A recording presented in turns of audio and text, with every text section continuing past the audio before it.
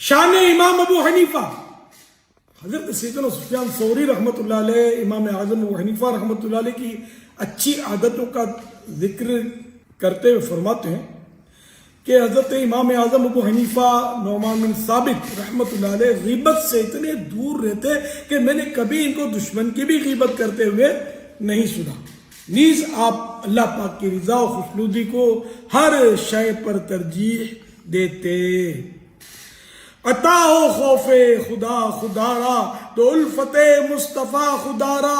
کروں عمل سنتوں پہ ہر دم امام اعظم ابو حنیفہ ہمارے رہبر، امام اعظم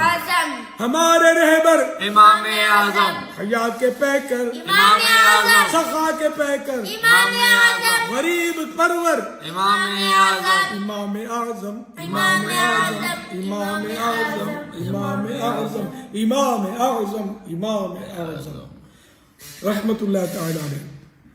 2 شعبان المعظم کو حضرت امام اعظم ابو حنیفہ رحمۃ اللہ علیہ کا، اور 1 شعبان شریف کو محدث اعظم پاکستان حضرت مولانا سردار احمد صاحب رحمۃ اللہ علیہ کا